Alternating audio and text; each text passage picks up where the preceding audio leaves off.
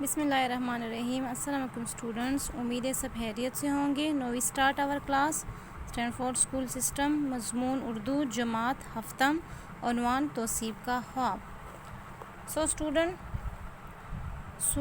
سورج مکھی جماعت ہفتم اردو کی بک کھولیے۔ Open your book, page number 17۔ Tauseef کا خواب۔ اسٹوڈنٹس، ہمارے ساتھ یہاں پر تعارف ہے۔ تعارف کس کا ہے؟ علامہ راشد الحیری 1867 دہلی میں پیدا ہوئی، یعنی 1868 میں۔ کہاں پر پیدا ہوئی؟ دہلی میں پیدا ہوئی۔ ابتدائی تعلیم گھر پر حاصل کرنے کے بعد عربی اسکول سے میٹرک کیا۔ دہلی میں ملازمت کی۔ 1936 میں انتقال فرمایا، 1936 میں انتقال فرمایا۔ علامہ راشد الحیری اردو کی ممتاز ادیب تھی۔ انہوں نے اخلاقی اور اصلاحی کتابیں لکھی۔ خصوصی طور پر خواتین کے اصلاح کے لیے تحریر کی گئی مضامین میں مقصدیت، شگفتگی اور صداقت نمایاں ہے۔ ان کی مشہور تصانیف میں شب زندگی، صبح زندگی، شام زندگی، سمرنا کا چاند اور بنت الوقت شامل ہیں۔ اسٹوڈنٹ، یہ تو علامہ راشد الحیری کا تعارف ہو گیا، لیکن یہاں پر آپ کو یہ بیان کہ ان کے مضامین میں مقصدیت، وہ کچھ لکھتے ہیں تو وہ کسی مقصد کے تحت لکھتے ہیں، بغیر مقصد کی نہیں لکھتے۔ اور آج ہم دیکھیں گے کہ ان کے اس افسانے کا کیا مقصد ہے، وہ اس افسانے کے مقصد کے تحت ہمیں کیا سبق دینا چاہتے ہیں۔ اسٹوڈنٹس دیکھیں، دریائے ہگلے کے کنارے پر ایک عظیم الشان کوٹھی ہے، جس کے چاروں طرف ایک سرسبز و خوشنما باغ مہک رہا ہے، جس میں توصیف اپنے شوہر اور 4 بچوں سمیت رہتی ہے۔ کسی قسم کا رنج و غم اس کے پاس آ کر پٹکا تک نہیں۔ داؤد یعنی توصیف کے سسر نے یہ کوٹھی کئی لاکھ روپے کی صرف سے ایک گاؤں میں بنوائی تھی، اور دور دور کے معماروں نے اپنے صنعت کے ایسے نمونے دکھائے کہ آدمی دیکھ کر دنگ رہ جاتا تھا۔ رنگ برنگ کے پھولوں نے اس ایوان کو جنت بنا دیا تھا، یعنی محل کو جنت بنا دیا تھا۔ میلوں تک ہوا ان کی خوشبو سے مہکی رہتی تھی۔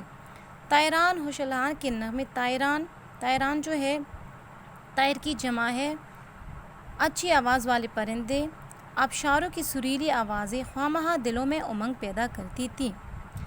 بہتر سے بہتر زندگی جو دنیا میں کسی عورت کی بسر ہو سکتی ہے، وہ توصیف کی تھی کہ موسیٰ یعنی توصیف کا شوہر اس کے اشاروں پر کٹ پتلی کی طرح کام کرتا تھا۔ 11 سال کے عرصے میں لڑائی جھگڑا تو درکنار، کسی قسم کا اختلاف تک سننے نہ آیا تھا، یعنی دور کی بات ہے درکنار۔ شام کے وقت ایک روز توصیف پائے باغ میں ٹہلتی ہوئی باہر نکلی، یعنی باغ کا پچھلا حصہ جو تھا، اور سڑک پر آئی موسیٰ ساتھ تھا۔ دونوں میاں بیوی باتیں کرتے پاؤں پیدل دور تک نکل گئے۔ آدمی نہ آدم ذات، سرد موسم، شام کا وقت، مسافت حق نہ معلوم ہوئی، یعنی دوری اور فاصلے کا پتہ تک نہ چلا کہ وہ لوگ کہاں تک گئے۔ یہاں تک کہ دونوں ایسی جگہ پہنچے جہاں ایک عمارت کی ٹوٹی ہوئی دیواریں اور گری ہوئی محرابیں اس کی مسجد ہونے کا پتہ دے رہی تھی۔ توصیف ایک ایسی ماں کی دودھ سے پلی اور ایسے باپ کی گود میں بڑی تھی جہاں مفلسین مذہب کے وقت، یعنی اعتبار اور عزت رگوں میں کوٹ کوٹ کر بھرتی تھی۔ گو تغیر حالت نے توصیف کی حالات میں بہت کچھ فرق کر دیا تھا، مگر اسلام کی عظمت وہ جہیز میں لے کر سسرال پہنچی تھی۔ اس وقت یہ دیکھ کر خانہ خدا اس حالت میں ہو اور کتے اور گیدڑ اس میں رہے، دل پر ایک چوٹ سی لگی، ایک صدمہ سا لگا، اور اس نے مصمم ارادہ کر لیا، پکا ارادہ کر لیا کہ مسجد از سرنو تعمیر کرا دوں، نئے سرے سے تعمیر کرا دوں۔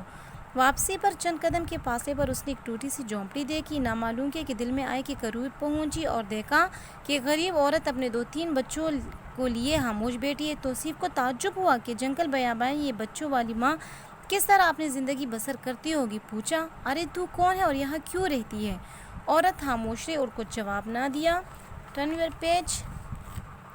توصیف، نیک بخت، جواب کیوں نہیں دیتی؟ عورت، جی ہاں میں یہاں رہتی ہوں۔ توصیف، تو اکیلی رہتی ہے؟